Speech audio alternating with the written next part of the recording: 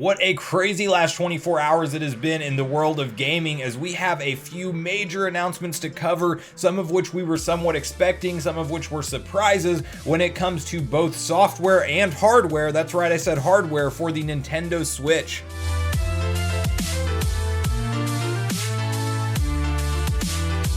What's up, Nation? If it's your first time on the channel, make sure you join Sunbro Nation by subscribing below. Hit the like button on this video if you enjoy it today, and make sure you turn on your bell notification icon so you're kept up to date with all the newest gaming news. Now guys, as I mentioned, there is no shortage of information to go over today, as we have a couple different major pieces of information that have broken recently that heavily relates to Nintendo Switch Pro, which we will discuss in just a moment, and some new titles that we now have to look forward to that were officially confirmed. And that's what I want to start off the video with today. So we have got the Sonic Central event this morning from Sega, and it had a number of different announcements to come along with it. Now, I won't go through every single announcement. It was only about a 12-minute event, so there wasn't a ton of time in between, and I really liked this presentation as a whole from Sega. I felt like it was very upbeat, and it moved through all the announcements very swiftly, and that's what I like to see, not so much of the long drug-out announcements where we're just very underwhelmed by the end of it. So the big first announcement was one we've talked about on the channel before, because there was a bunch of online listings popping up,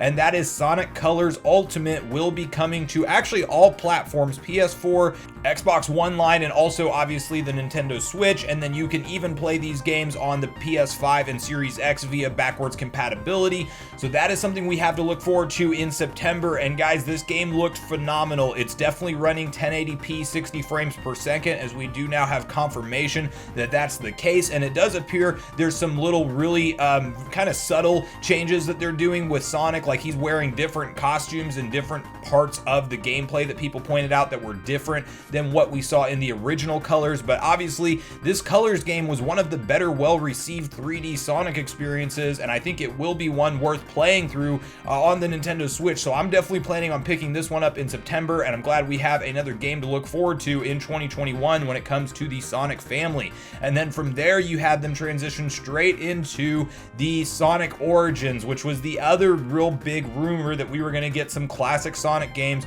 remastered and put it onto the Switch. And the big addition that we did not know when this trailer initially unveiled, but we now have a Sega, I guess, account manager or social media manager confirming Sonic 3 will be running in widescreen. And I guess they have whatever issues they had with the music that was stopping them from porting this previously over to current gen consoles. They have that figured out now, so we will absolutely get Sonic 3 and Knuckles ported to the Switch, which is going to be fantastic. And then you also had obviously Sonic 1 and 2 and Sonic CD besides that. So a bunch of great Blue Hedgehog classics. I'm going to be excited to play through them on when it releases. We actually don't know the official release window for this. We just know that it will be a 2022 title, and this is another one that will come to all platforms. So regardless of if you want to get it on your Switch or something different, this will be supported on all platforms. I'll be excited to play through these 2D Sonics again, as if you guys haven't done it and you didn't grow up on the Sega Genesis, these are some of the best games in the Sonic franchise, and it's really what put him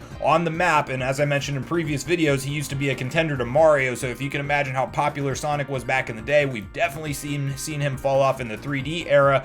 But in his 2D heyday, he was absolutely a household name, and that's a perfect segue to basically close out the big Sega announcements that they unveiled today with the announcement of a new, what appears to be 3D Sonic. It could be 2.5D or something like that, but the little animation that they showed looked beautiful. It's obviously pre-rendered, so we don't know what anything as far as in-game footage looks like, and it was a very vague trailer, but they're just letting us know that, of course, they are working on the next major installment in the Sonic franchise. And it kind of gave me a little bit of like a tech vibe. I don't know if you guys got that when his foot hit the floor. It looked a little bit like maybe we're going into like a digital world for Sonic. That's all my personal speculation from looking at the trailer, but I'll be excited to see when we get another official gameplay trailer, and hopefully an in-engine trailer, so we can really see what this game is going to look like, especially on the Switch, which I will be very excited to play through and pick up on day one, providing it does offer some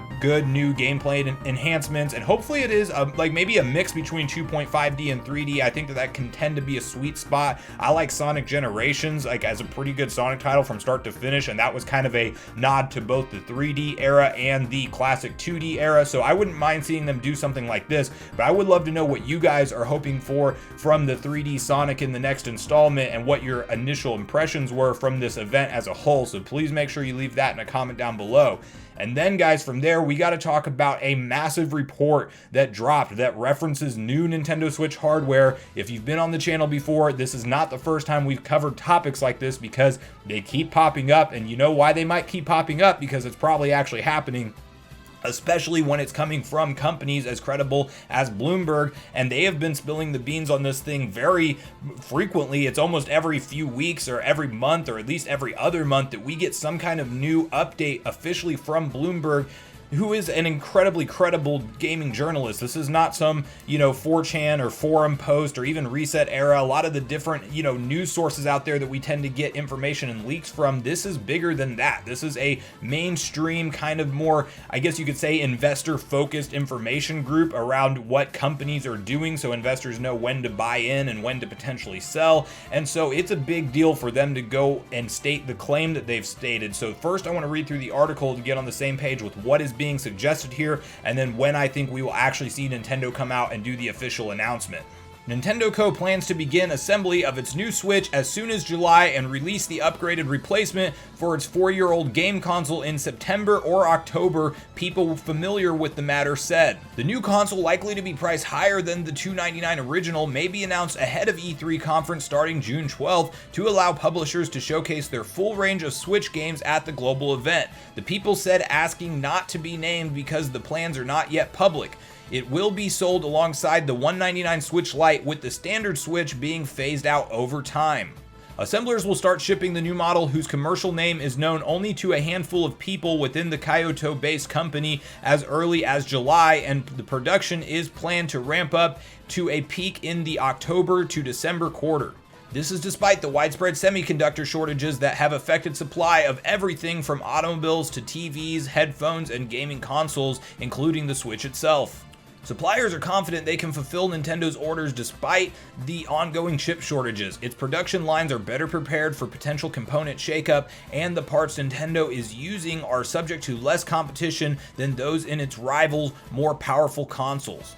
So those are obviously some major bold claims, and really the first thing I want to tackle is the fact that this report is suggesting that we will get an official Switch Pro announcement prior to E3, and while it says it's likely to happen, it doesn't say it's confirmed to happen. That's the biggest part of the entire report that seems like it just catches me off guard. Like, if anything, I thought Nintendo would announce this, later, past July, maybe into, August, and then release it in October, but I thought no sooner than August, because that's a pretty wide gap. If they go ahead and announce that a Switch Pro is a thing and is in production in the next couple of weeks, and then we have to wait all the way until September or October to actually get it in hand and be able to purchase it, that's going to be a pretty wide gap in time that people will probably hold off from buying the base model Switch. And then the next thing that's a really notable factor is the fact that they're suggesting that this is not going to live alongside the base model Switch. Ultimately, it will actually replace and phase out the base model Switch,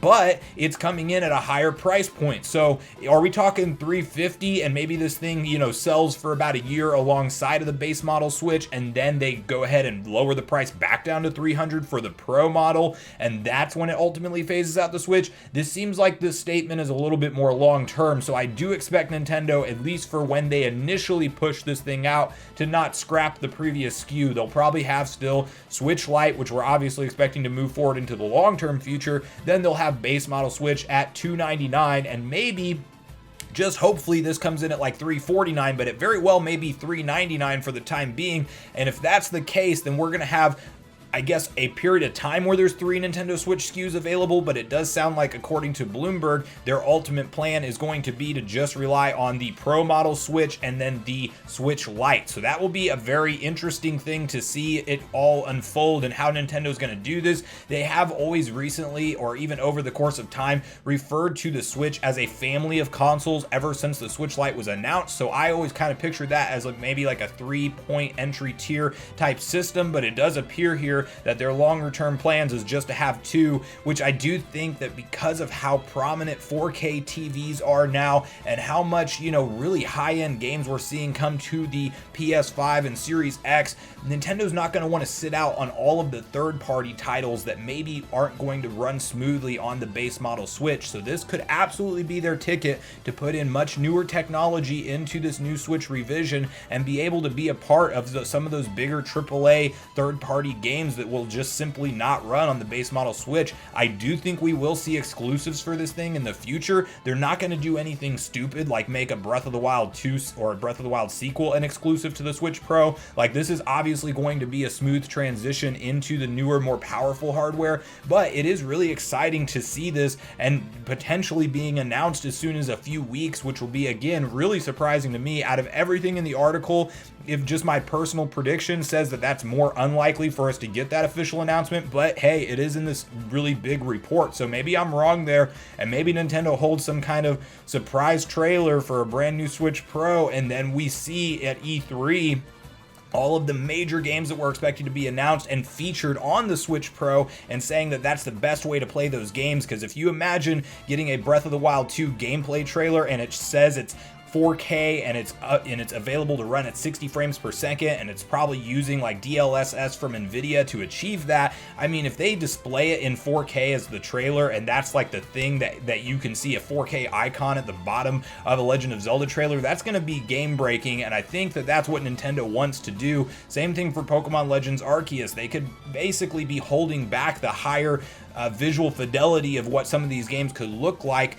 because of the more limited hardware. So I do think that if Nintendo does do this, they could absolutely steal the show at E3 and show us some amazing gameplay trailers from all the games that we're excited to see. Maybe the new Donkey Kong, Bayonetta 3, all the other big titles that are out there. We could potentially see 4K renderings of these franchises at Nintendo's E3 showcase. So there is a ton of reason to be hyped. We're definitely going to be getting announcements soon around new Switch hardware. I think you can take that to the bank at this point. There's just been too many different reports that have all suggested that this thing is real and happening, and we have Samsung with the 7-inch OLED displays supposedly on order to start production on this thing. So it's gonna happen, guys. We're gonna get a Switch 4K at some point. It's probably gonna be pretty soon here, so make sure you're tuned into all your favorite news sources and you're looking out for it, because if you're on the fence of buying a base model Switch right now, I would definitely pull back and wait, as it does appear that that is going to be the model that will ultimately be phased out from this. But guys, at this point in the video, I want to know what your personal thoughts and predictions are on how Nintendo will unveil this thing,